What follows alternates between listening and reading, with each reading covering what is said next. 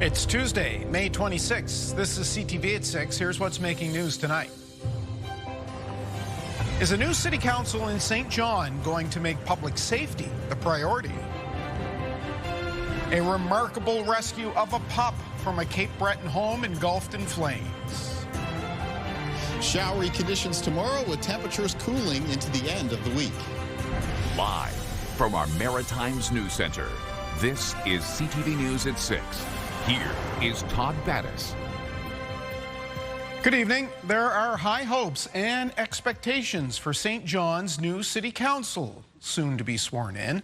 Both new and old councillors acknowledge there's a long list of issues to confront, but as CTV's Avery McRae reports, none seems more pressing than public safety. At Avenue B Harm Reduction on the heart of Waterloo Street, they know firsthand that St. Johners don't feel as safe as they once did. What we're seeing is more complexity. People are navigating homelessness, trauma, poverty, grief, substance use, mental health challenges, and increasingly toxic drug supply. But with the new city council mixed with both familiar and new faces set to be sworn to their seats Monday, Laura McNeil is cautiously optimistic for positive change. There's a lot of concerns for sure. It's just that we try to frame them in like a human-centered design way where we are not making the folks the problem. The problem is the systemic gaps. The city has made efforts to improve the sense of safety with its Housing for All strategy and new community safety services team.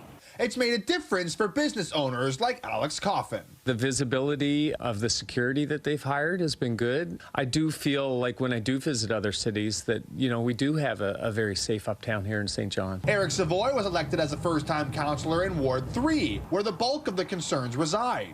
He says the best way to help residents feel safe is by keeping them informed. Public deserves to know what the plan is and understand how we're working together, how we're making progress, and importantly, where there's barriers, what are we going to do to bring down those barriers? He says public safety was the top concern he heard during the campaign. We heard loud and clear that they want a city council that hears citizens' concerns and takes bold action to make the changes that we need. Todd, Laura McNeil says simple ideas like more public washroom access, safe sharp disposals, and simple supported sites where folks in crisis could go would go a long way in easing the safety concerns. Todd. Avery McRae at Market Square in St. John. Thank you, Avery. All right, this is the web poll tonight. We're asking, which should your municipality prioritize? Is it homelessness, infrastructure, property taxes, or maybe it is public safety? We'd like to hear from you. Vote at ctvnewsatlantic.ca. A fully engulfed building fire in Cape Breton quickly turned into the rescue of a service dog. Now the drama plays out on video. Today the pooch is getting plenty of love and his rescuers plenty of kudos. Here's CTV's Ryan McDonald. Oh my God, stay inside, bye. When firefighters and people watching from the ground realized a dog was trapped in a top floor after a fully involved structure fire in North Sydney. Oh, what a sin. The next step was a climb up the ladder to try and rescue the animal. The dog made himself aware to us, actually. He poked a hole in the wall on the third floor and stuck his head out. A short time later, the dog was helped out onto the roof, while crews below considered casting a net for the animal to jump onto. The dog was ultimately brought down the stairs to safety by a firefighter from inside. He was a service animal who was a very important animal to the person that owned him, and that alone is worth it. It looked really bad. Like when I was up there seeing the flames, it looked really bad. Doug Ivey took this drone video of the fire, which fire crews were called to shortly before 3 yesterday afternoon. Ivey says that it's hard to believe the dog was able to survive a fire that reduced the floor that it was trapped on to charred rubble. You can't imagine how much heat, the smoke, and just the sheer panic of what to do, like what was going through that dog's mind at the time. It's hard to believe. Today, security is on site here, along with investigators from the fire marshal's office, as officials try to determine just what caused this sizable structure fire. The fire chief says the woman who was home at the time got out safely, but unfortunately a cat died and a firefighter was injured at the scene. He knows he saved him. Look at him. Oh my God. Still, the efforts that were made to go back inside to save this dog after the fire had been extinguished have made these first responders the toast of the town today. I don't think any of the guys have, any of our folks have bought a coffee today anywhere. So it's all a good thing. A dramatic rescue caught on camera, and one that for this lucky pet had a happy ending. Ryan McDonald, CTV News, North Sydney. A man accused of sexually assaulting over a dozen people at a St. John's Seniors Care home made his first appearance in court this morning. 69-year-old Kevin McGrath is facing 14 counts of sexual assault related to incidents that happened in December and January at Loch Lomond Villa.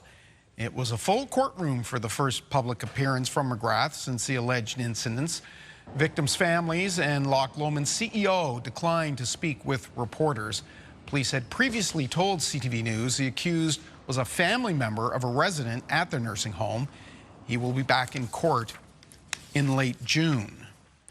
Two 15-year-old hockey players charged in Nova Scotia with sexual assault after an alleged hazing event have pleaded not guilty.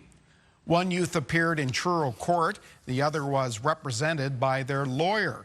The crimes are alleged to have taken place in the fall. The teenagers are facing 2 counts of sexual assault and a single count of sexual assault with a weapon involving 3 alleged victims. The teens, who were 14 at the time of those alleged offenses, were charged in February. They pleaded not guilty to all charges, and they are due back in court at the end of June to set a trial date.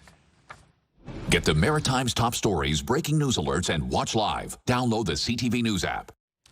Halifax commuters have been dealing with delayed and canceled ferries, and that has prompted one city councillor to offer them a break with free rides. But Sam Austin's move has been sunk by a city council vote. CTV's Callum Smith reports. Flanked by a miniature ferry, Sam Austin called on fellow councillors to support a plan and save Alderney ferry riders the fare. I didn't bring this on a whim. We're 5 months into 50% of this service being unavailable. The Vincent Coleman was knocked out of service in January for steering repairs, cutting the 15-minute service down to every half hour. But just last week, only days after restoring that service, the Christopher Stanix ferry was shut down for a similar steering issue. Austin redefined the motion to only apply on weekdays in June at a cost of about $175,000. You do these things when you need to build some goodwill, when a gesture is required, and to me, this was a moment that called for that. The repair parts and an additional order are on their way, but our experience of getting them over the border has not been great. It may take time, so we can't give a very good estimate. In fact, we know better than to give an estimate at all at this point. While someone boarding the ferry would ride free, anyone who starts their transit commute on a bus before ferrying wouldn't. The motion to halt the fees failed 11-3, with other concerns raised about setting a precedent and lack of fairness when there are other transit problems too. Having 15-minute service was a luxury. In the past, we've always had 30-minute service. So I don't know why we're not saying 30-minute service is still good service. Mayor Andy Fillmore says 15-minute service should be the standard during peak times, and that when more information is available in June, he'll be asking if a strategic investment in a 6th ferry is something we need to do now. There's that question, you know, like, where is our ferry service heading? Then came accountability. Responsibility, I think, needs to come with the senior folks at transit. It needs to come with the 16 of us and 17 with the mayor in this room, because it's on our watch. First and foremost, it's my responsibility. I took the job on as executive director, and I get the positives and the negatives. But while the transit boss committed to restoring the service as soon as possible, he called these delays uncontrollable. So, Todd, well, there's no timeline for repairs for the ferry behind me or its return to 15-minute Alderney service. There is a timeline for an external report on the overall ferry service. That's due back to Council June 23rd. Andy Fillmore says at that time, Council can make decisions about the future of the ferry service, armed with information. Todd. All right, Callum, who is at the Alderney Ferry Terminal right now in Dartmouth. Thank you. Nearly 10 months after it began, a Nova Scotia wildfire is now officially declared out. We have the details right now at ctvnewsatlantic.ca. Legislation was tabled today to create a consumer advocate for power in New Brunswick. The energy minister sees it as a voice for small business and ratepayers. But critics are not convinced it will do anything to make electricity more affordable. Here's CTV's Nick Moore. Introduction of bills. Today's legislation would create the Office of an Advocate for residents and small business owners at New Brunswick's energy regulator. It is one of 50 recommendations offered earlier in the year from an independent review of NB Power. The Advocate would have a microphone at Energy and Utility Board hearings and also have the task of investigating consumer complaints about NB Power. Right now, those complaints are handled by government departments, MLAs, and NB Power's head office.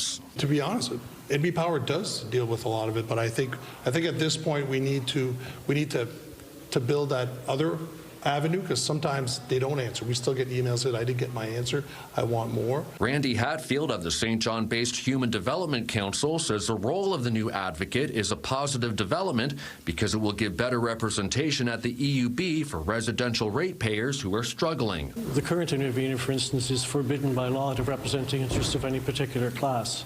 So now we have a dedicated voice on the residential side, and it will be important going forward, and we'll monitor closely the impact on low-income residential ratepayers. The opposition Progressive Conservatives say the new advocate does nothing to address the most pressing issue right now, affordability. I don't think it's going to be a good or bad. I think it's just going to be one of these neutral things.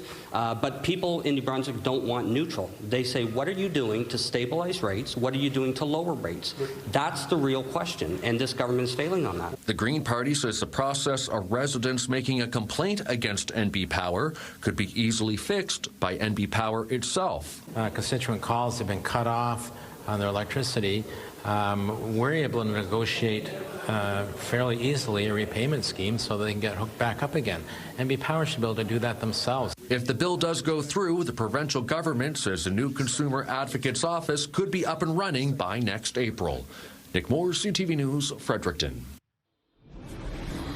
That's how it looks right now in Fredericton. This is the University of Moncton campus in Edmundston. 21 degrees as we bring in CTV meteorologist Kayla Mitchell. We show Edmundston also because that's an area of the province you're watching right now.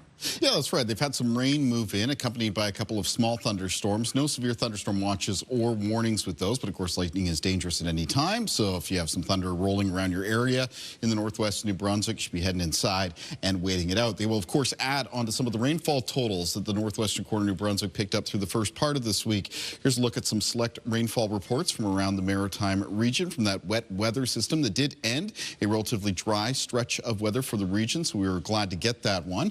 It was a fairly widespread 20 to 40 millimeters across much of the region. I also received a number of reports from personal weather stations and rain gauges, and some of those were in the range of 40 to 50 millimeters. So I'd just like to take this time to thank everyone who sent me in one of those reports. Thank you very much for that.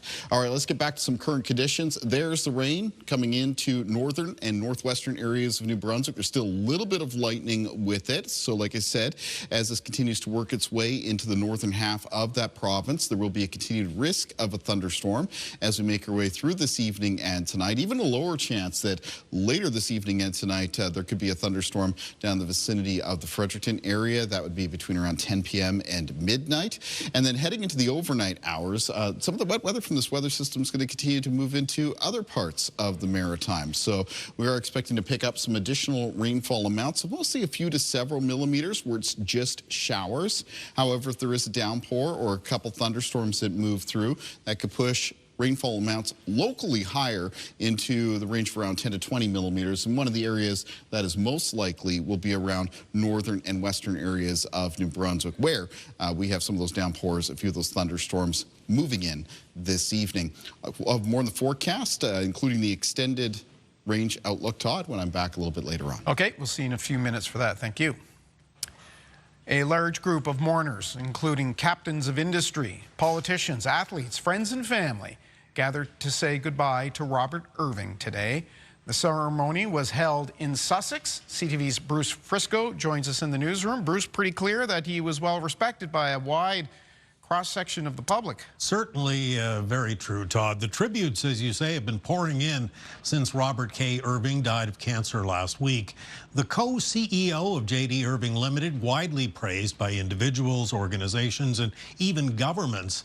And as you say, today's funeral was well attended and in some ways as unique as the man himself.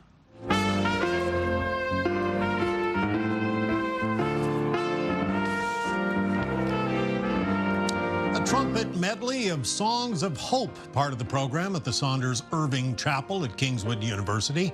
The event was closed to reporters but live streamed on YouTube.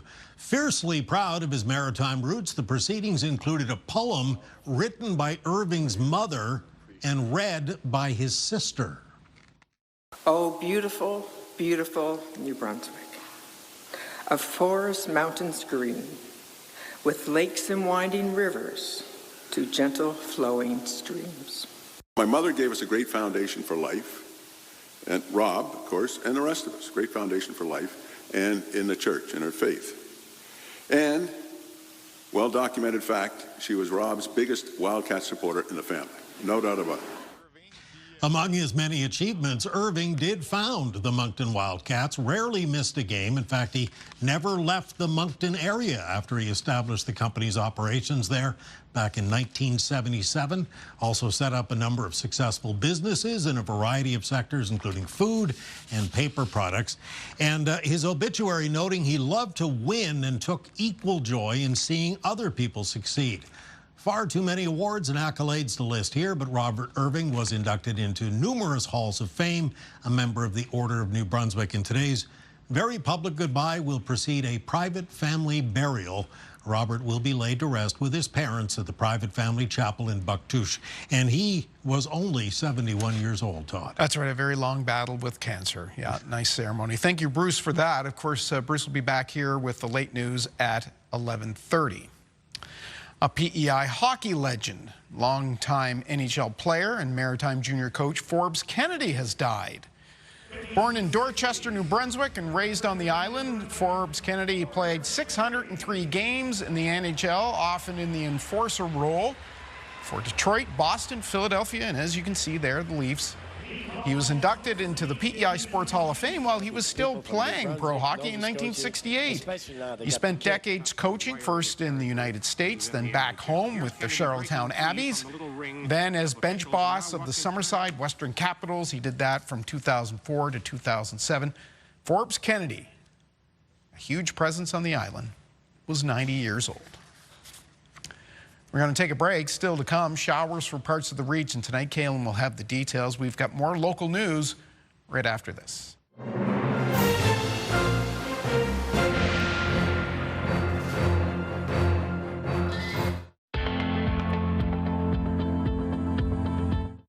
This is the Campfire Conditions Report brought to you by Pine Acres RV, where customers become friends. The province of New Brunswick is currently open to campfires and Category 1 burning. For the province of Nova Scotia, campfires are currently permitted between the hours of 2 p.m. and 8 a.m. And for Prince Edward Island, campfires are currently permitted with domestic brush burning allowed between the hours of 8 p.m. and 8 a.m. Remember to keep campfires small and under control and never leave a fire unattended.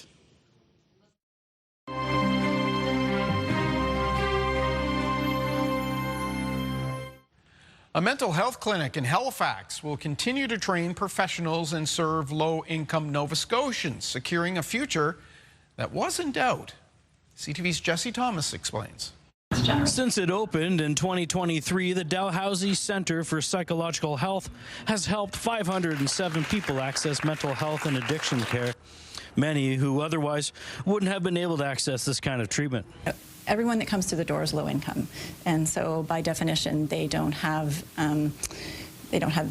enough insurance, or they don't have any insurance to cover these kind of services in private practice. So the other options would be the public system. The demand for public mental health and addiction services are high. Part of the Houston government's Action for Health plan is to introduce universal addictions and mental health coverage. The minister said today's announcement and the $6.2 million for the mental health and addictions clinic is part of that commitment. We know some of the most vulnerable Nova Scotians are using this clinic for really high quality care, getting that from highly trained clinicians.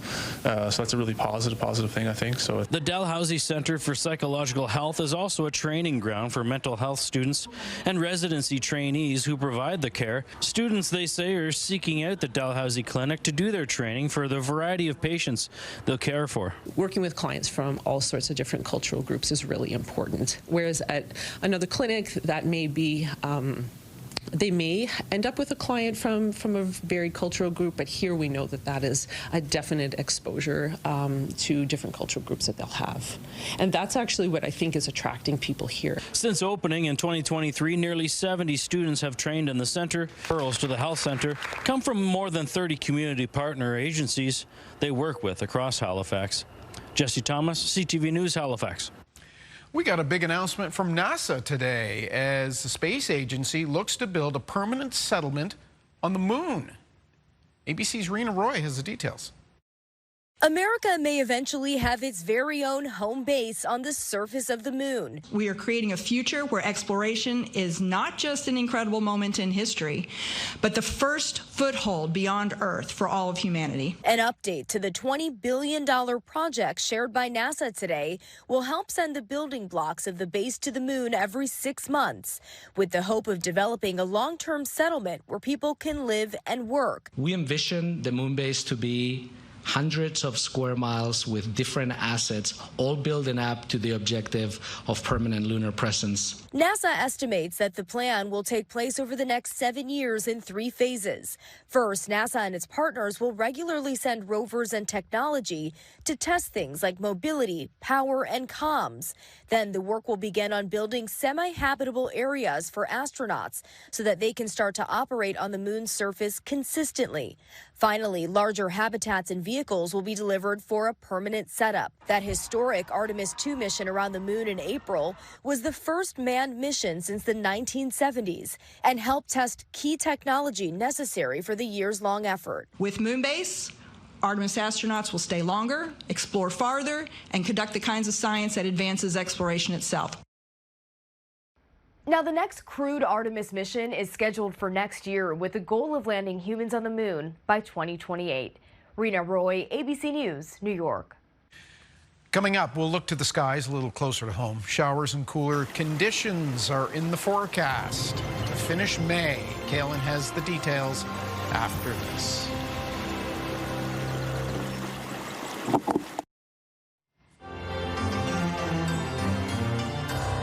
Just a beautiful spring day in Cape Breton as we soar over the community of Lewisburg. With the blue sky and those, cumulus. The opening credits clouds from The Simpsons. That's right. Yeah, little puffy white cumulus clouds there. Very fair weather.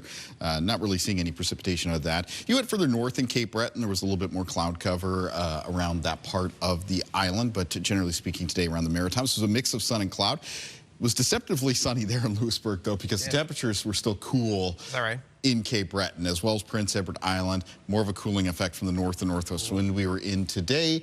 There were warmer temperatures in parts of New Brunswick, as well as western areas of Nova Scotia. Well, speaking of warm temperatures. Yes, I know. Yeah, As I was just going to say, you're going to get to where it's a lot warmer. Yeah. Look at that. So this is a look at weather conditions across the country. You see those areas kind of shaded in there in the maroon, beginning in the southeast of Alberta and extending into southern Saskatchewan. That is the first of some heat warnings. Could be more that are issued as we make our way throughout this week. They have had some crazy weather on the prairies. Weren't we just talking about how cold it was and snow just a couple of weeks ago? I was just thinking back over the past couple months or maybe several weeks for weather conditions in Saskatchewan, and they had a late season snowstorm. They had some dust storm issues, and now they've got this big ridge of heat that's building up and some of the high temperatures over the next couple of days could approach the mid-30s and might challenge for some standing daily high temperature records. Parts of Saskatchewan, and then a little bit later on this week, some southern areas of Manitoba, which are going to be getting hot as well. I mean, Winnipeg is already a little bit towards the hotter side, sitting at 28 degrees. Also 28 at Fort McMurray. Yellowknife will be getting warmer with this ridge as well, but currently sitting at 14, 11 at Whitehorse. Moving off towards the east, warmest part of this week for many eastern parts of the country is actually the first part of this week, because following in behind these rounds of showers, and we've got another round of showers moving into the Maritimes now, temperatures are going to be cooling down as a little trough develops and some cooler air sits in that trough, and that'll be what we're contending with as we finish off the month of May. So taking a look at our timeline for cloud cover and precipitation, the action right now is up around the north and northwest of New Brunswick. That's where there's some rain, some showers moving in, and a risk of some thunderstorms. Now, the risk of thunderstorms for northern, even central areas of New Brunswick will continue as we make our way through Wednesday evening, maybe even all the way up until around midnight. And then during the overnight, the further risk of a thunderstorm is greatly diminished, but there will be some showers that make their way into other parts of the Maritimes, including across Prince Edward Island and into northern eastern areas of Nova Scotia, where you're likely to start off Wednesday with some showery conditions. Now, moving into Wednesday afternoon, it'll be cloudy with sunny breaks in the Maritimes. The most extensive sunny breaks in the southwest, New Brunswick, and western areas of Nova Scotia. For that part of the region where the sun does shine through, temperatures are going to be warmer. Other parts of the Maritimes, though, held cooler, cloudier conditions, and there's going to be some isolated showers Wednesday afternoon and extending into Wednesday evening, with showers and even some rain becoming a little bit more widespread for Thursday. Winds in the forecast for tomorrow, they change direction compared to today. They'll be out of the east for New Brunswick and southeast for Prince Edward Island and Nova Scotia, 10 to 20 kilometers per hour with some gusts between 20 and 40. A lot of low temperatures in the Maritimes for tonight. Will fall into a range around 8 to 12 degrees, so cooler around eastern areas of New Brunswick, Prince Edward Island, and the east of Nova Scotia. Highs in the forecast for tomorrow in the north of New Brunswick. Cooler compared to today, many 10 to 16 degrees, so 19 at around Plaster Rock and Perth Andover. 21 for Fredericton and St. John for tomorrow, 20 at Sussex, and then 16 degrees for Moncton in the southeast. Prince Edward Island with high temperatures tomorrow between 10 and 13 degrees. In eastern areas of Nova Scotia, the high temperatures, well, mostly between 6 and 8 for Cape Breton, and then 8 to 12 degrees for eastern parts of the mainland. Northern and central parts of the province with high temperatures tomorrow, mostly between 10 and 14, though 17 at Amherst. The Annapolis Valley, though, warmer with highs near 21. And on the south shore of Nova Scotia, the highs between 17 and 20 degrees. But even those western areas of the Maritimes and parts of New Brunswick will see temperatures really cool off through the end of this week. Further chance of showers on both Thursday and Friday. Cloudy periods to start the weekend. Chance of showers on Sunday. Then it looks like temperatures will be moderating maybe Monday and Tuesday of next week as we head into the first part of June. For Nova Scotia in the forecast, temperatures cool down straight through the end of this week and into the start of the weekend. Rain possible for Nova Scotia on Sunday, and then a mix of sun and cloud on Monday and Tuesday of next week. And for Prince Edward Island as well, it's going to be a cool close to the month. Periods of rain on Thursday, followed by showers in the forecast for Friday. Cloudy periods on Saturday, a chance of showers on Sunday, and then a mix of sun and cloud follows for Monday and Tuesday. Todd. All right, we'll see you a little later. Next, we're going to talk about recent increases in a number of big illegal cigarette busts in our region and what's behind it. So you'll want to see that.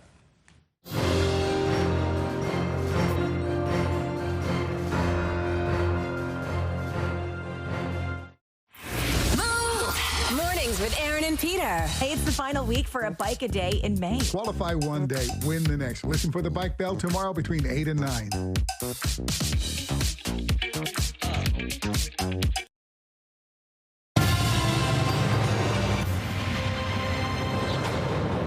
Welcome back. Over the past few weeks, we've reported on numerous large busts of contraband tobacco in the Maritimes. In some cases, police seized boxes with more than 1 million illegal cigarettes. Joining us tonight, Rick Barnum, Executive Director of the National Coalition Against Contraband Tobacco. Good to see you, Rick, near Barrie, Ontario tonight. Thanks, Todd. Great to be here. I should note that you also led anti-organized crime efforts as an officer right up through senior positions with the Ontario Provincial Police. How would you describe the contraband environment, let's say, right now? I would say it's growing in Canada. It's currently it's a multi-billion-dollar industry run by organized crime, the highest levels of organized crime. And of recent years at the Coalition Against Contraband Tobacco, we've noticed a real trend where organized crime groups are targeting the extreme west coast and the extreme east coast of our country. So the seizures that you're seeing now out in the east coast certainly are not a surprise to us, but it's great police work, and we love to see that. So Explain why the coast, and I guess it would make sense, we would think about, you know, stuff being shipped in. But is this a domestic market or is it international? It's a domestic market, so contraband tobacco essentially is a Canadian problem. The contraband tobacco that is selling throughout our country is made mostly in southwestern Quebec and central Ontario. From there, the groups distribute it, like I mentioned earlier, to the far west coast, far east coast, and everywhere in beyond. But for over the last year or so, we've noticed that there's been a great trend in the east coast. What's the attraction? I guess sales. What kind of profits they making? Oh, it's $1 billion worth of profits. I think it's an untapped area for the most part.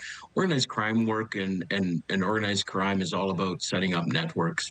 I think the networks are starting to mature in Eastern Canada and far western parts of our country. And once those networks mature where they can deal guns and drugs and women, then they can just add the contraband tobacco in as well. So I think that's the real reason. I always found it really interesting. In 2020, Ernst & Young did a report on contraband tobacco, specifically targeting Eastern Canada. And they found in that report, when the Atlantic bubble was put in place during COVID, that sales of legitimate cigarettes increased by 44%, over-the-counter sales. After the Atlantic bubble was released and traffic went back to normal and those trucks could get through and those cars could get through again, the sales of legitimate cigarettes dropped by 50%. So I always think that's pretty much the irrefutable evidence that exists in our country is the best way to show how much contraband tobacco is moving about. Law enforcement able to keep up? Law enforcement is really doing a much better job. I think there's been a recognition that contraband tobacco is not simply a victimless type illicit product that exists. I think law enforcement's really starting to recognize it's a multi-billion-dollar industry. There is now some really good programs across the country. Happy to see New Brunswick committed to a contraband tobacco dedicated enforcement team. The taxes that they will save, you know, in Ontario, in the course of 3 years, it's like $1.2 billion are lost. So any of those taxes that can be recovered and put back into government funds is excellent. Okay, yeah, I want to touch a bit on that. You mentioned victimless crime, and it did certainly it's had that perception perhaps over the years, but at a time when you know, bank accounts are thin in provincial coffers across the country, right? This is losing out on significant money. Well, every year, each provincial government and federal government do their plans on how much money they're going to make in tax revenue. And sales of legitimate cigarettes is part of that. And that money goes back into healthcare, hospitals, roads, you name it. When organized crime's siphoning $1 billion out, or $2 billion every year nationwide, and then, you know, you split it up by the province, that's a big problem. So I think there is a great recognition now that that needs to be dealt with. Quebec has a long, mature program that they've used for years, since 2009, that's had some great changes, and I've impacted organized crime sales of contraband tobacco by almost negatively 50% against organized crime. So that's great work there. Rick, how has this changed since, like, I recall in the 90s, there was a real big push against contraband tobacco. We heard a lot about it. There was a lot of reporting about it. And it just kind of went away. Was there a change? You know, why is it suddenly back in the public arena, perhaps, like it was so long ago? Yeah, well, I think you touched on it. Money's tight. Tight for everybody.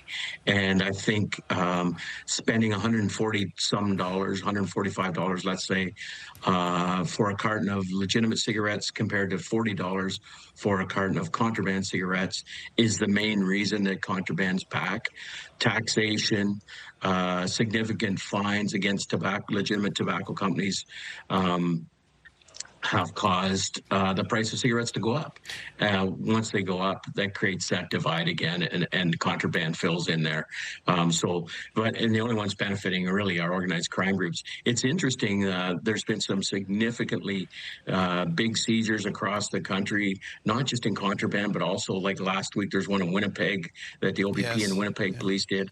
And sure enough, right in there was contraband tobacco, along with Hells Angels outfits and vests and paraphernalia that the club uses, as well as Alberta's had the same type of seizures. So you'll see that real soon in Eastern Canada. There's no doubt in my mind. Okay, which means we're going to have to get you back in to talk about that. Really interesting insight here, Rick. Thank you very much for your time tonight. You're welcome. Have a great day. We'll take a break. We'll be back with more of your show after this.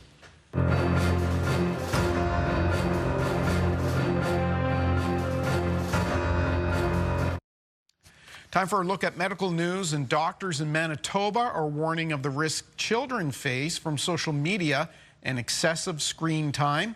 CTV's Amanda Devison has that and more in tonight's edition of The Lifeline. A new survey from Doctors Manitoba says physicians increasingly see social media as a major health risk for children and teenagers. The report says the dangers outweigh concerns for bad habits like smoking, drinking, and inactive lifestyles. When asked about a proposed government ban on social media sites and AI chatbots for young people, more than 90% of the 242 physicians surveyed supported a restriction. Doctors say they're seeing growing concerns tied to anxiety, depression, sleep problems, and changes in social behavior. The organization is calling for the removal of infinite scrolling on platforms, restrictions on advertising to minors, and stronger moderation of harmful content. Manitoba's government announced last month it would ban children from certain online platforms, but details on enforcement have yet to be determined. Aid workers in eastern Congo say they are operating under increasing threat as they respond to a growing Ebola outbreak. Volunteers report hostility from some communities alongside the risks posed by the virus itself. Health facilities have been attacked multiple times in recent days, forcing evacuations of patients and staff. The World Health Organization says suspected cases are now nearing 1,000, with hundreds of suspected deaths. Officials say overcoming mistrust in affected communities is critical to controlling the spread. Finally, want to exercise as you age but don't want to go to the gym? Try dance. Experts say, like other exercise, dance can help people lose weight, get stronger, reduce fall risk, increase mobility and flexibility, and even improve brain health. If you want to start moving to music, health professionals and dance instructors say start with something simple, like line dancing rather than tango. Find a class with your local YMCA, Parks and Rec department, or community center. Local dance studios and YouTube videos are other options. With Health and Medical News, I'm Amanda Devison for The Lifeline.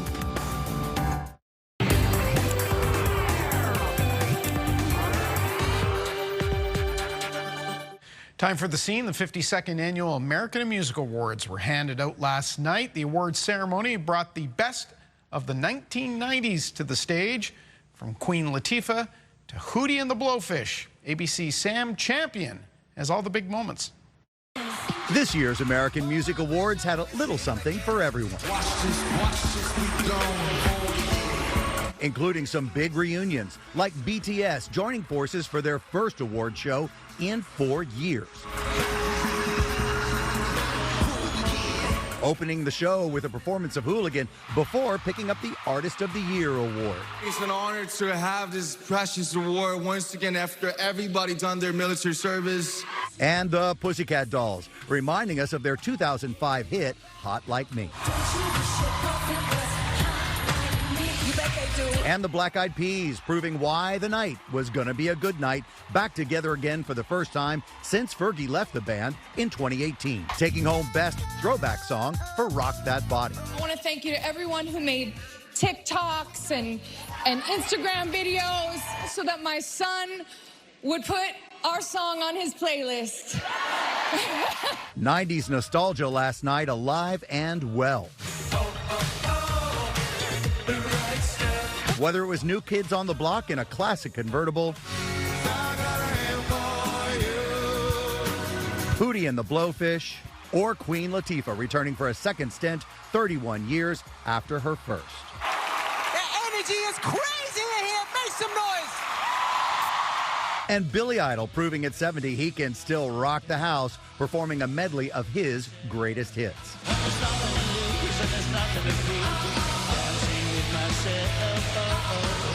Then receiving the Lifetime Achievement Award.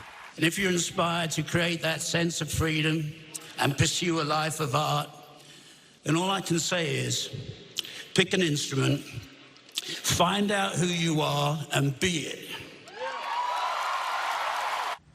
So that was the 90s. Let's go back even further. Still with music, one of Canada's biggest rock acts opens its nationwide tour in the Maritimes tonight.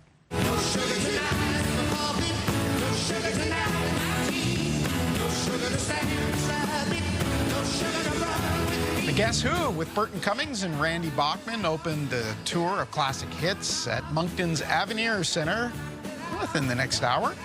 Tomorrow night, they bring the concert to Halifax's Scotiabank Centre. It marks the first time they've toured as the Guess Who since 2000. I think there's still some tickets available. We will go to break now with what's on CTV tonight.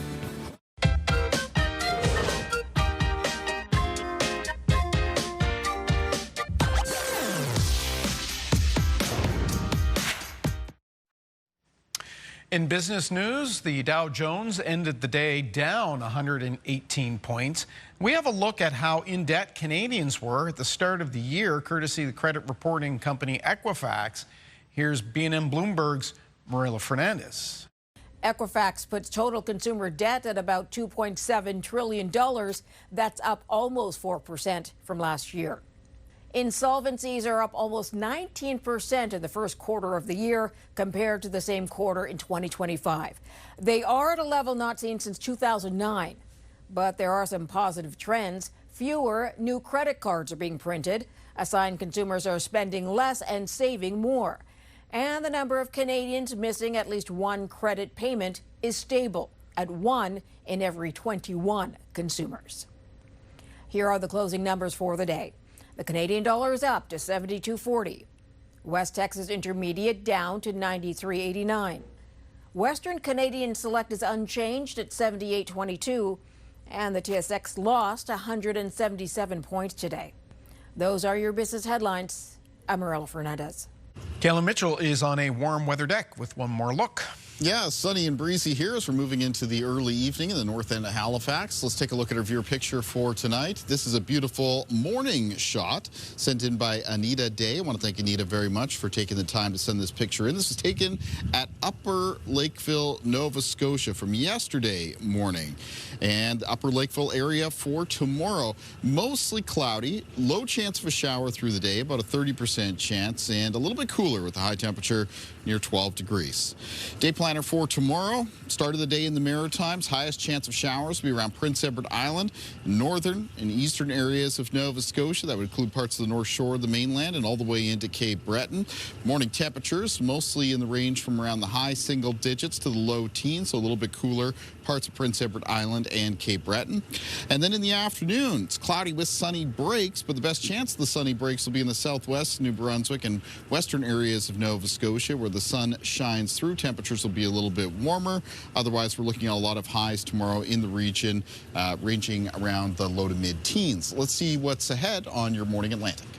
Wednesday on Your Morning Atlantic, The Art of Adventure. We'll chat with filmmaker Alison Reed about her new documentary that focuses on the 7-decade friendship of two Canadian icons. Start your morning with us Wednesday on Your Morning Atlantic on CTV2 and Crave.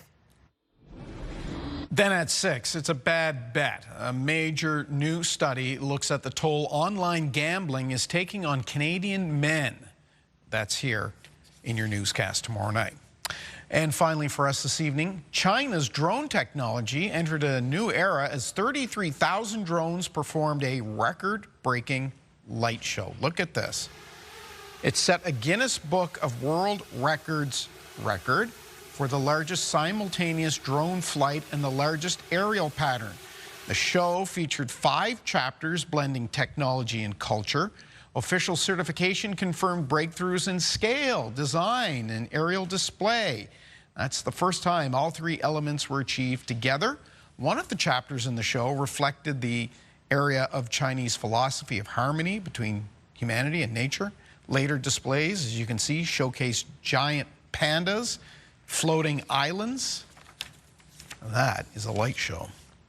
That is our look at the day here at home. Bruce is here at 11:30. The web and the app have our updates. I'm Todd Battis. Hope to see you tomorrow night. Good night.